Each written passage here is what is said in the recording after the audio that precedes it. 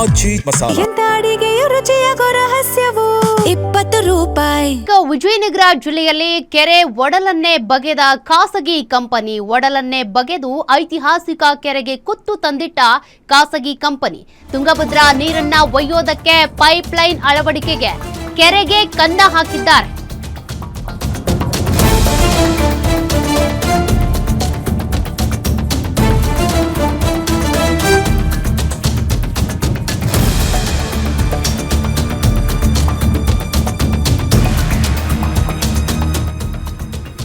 MSPL ಖಾಸಗಿ company ಮೇಲೆ ಗಂಭೀರ ಆರೋಪ ಕೇಳಿಬಂದಿದೆ. ತುಂಗಭದ್ರಾ ನೀರನ್ನ ಒಯ್ಯೋದಕ್ಕೆ ಪೈಪ್ಲೈನ್ ಅಳವಡಿಕೆಗೆ ಅಂತ ಕೆರೆಗೆ ಕನ್ನ ಹಾಕಿದ್ದಾರೆ ಅನ್ನೋ ಆರೋಪ.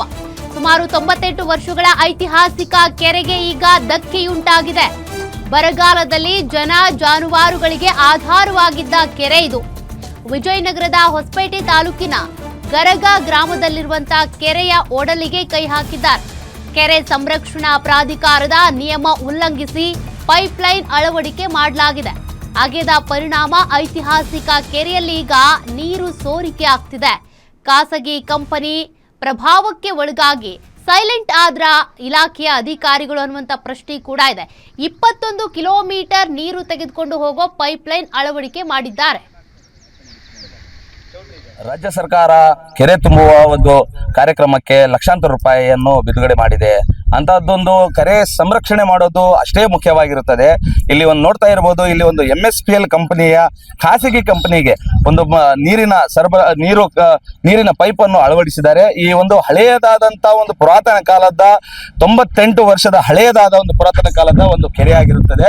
ಇದು ಗರ್ಗ ಅಂತೇಳಿ ಒಂದು ಗ್ರಾಮ ಇದೆ.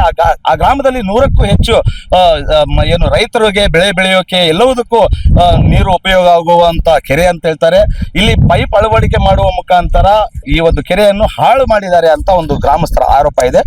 ಈ ಒಂದು ಪೈಪ್ ಅಲ್ಲಿ ನೋಡ್ತಾ ಇರಬಹುದು, ನಾವು ವಿಜುವಲ್ಸ್ ಅಲ್ಲಿ ತೋರಿಸ್ತಾ ಇದ್ದೀವಿ. ಆ ನೀರಿನ ಒಂದು ಸರಬರಾಜು ಮಾಡುವ ಒಂದು ನೀರು ಒಂದು ಕಳಿಸುವ ಒಂದು ಪ್ರಯತ್ನ ಬಹಳಷ್ಟು ವೇಗದಿಂದ ನಡೆದಿದೆ ಅಂತ ಹೇಳ್ಬಹುದು. ಇಲ್ಲಿ ಹಾಳು ಮಾಡಿಬಿಟ್ಟಿದ್ದಾರೆ ಈ ಒಂದು ಕೆರೆಯನ್ನು, ಎಲ್ಲವುದನ್ನು ಧ್ವಂಸ ಮಾಡಿದ್ದಾರೆ ಅಂತ ಒಂದು ಗ್ರಾಮಸ್ಥರ ಆರೋಪ ಇದೆ.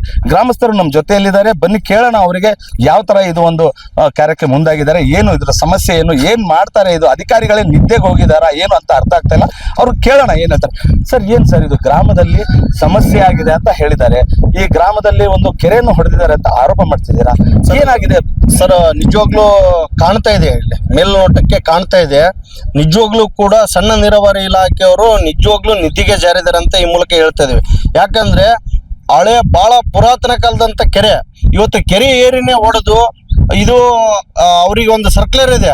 ಕರ್ನಾಟಕ ಕೆರೆ ಅಭಿವೃದ್ಧಿ ಸಂರಕ್ಷಣಾ ವತಿಯಿಂದ ಅವ್ರಿಗೆ ಒಂದು ಸರ್ಕ್ಯುಲರ್ ಇದೆ, 30 ಮೀಟರ್ ಯಾವುದೇ ಕೆರೆ ಅಕ್ಕಪಕ್ಕದಲ್ಲಿ ಕಾಮಗಾರಿ ಮಾಡಬಾರ್ದು ಅಂತಂದೇಳಿ. ಆದ್ರೆ ಇವರು ಯಾವ್ದು ಸರ್ಕಾರಿ ಉಲ್ಲಂಘನೆ ಎಲ್ಲನ್ನು ಗಾಳಿಗೆ ತೂರಿ ಕೆರೆಯಲ್ಲೇ ಇವರು ಖಾಸಗಿ ಕಂಪ್ನಿ MSPL ಕಂಪ್ನಿಯವರು ನೇರವಾಗಿ ಕೆರೆಯಲ್ಲೇ ಪೈಪ್ಲೈನ್ ಹಾಕೊಂಡು ಹೋಗ್ತಾ ಇದಾರೆ.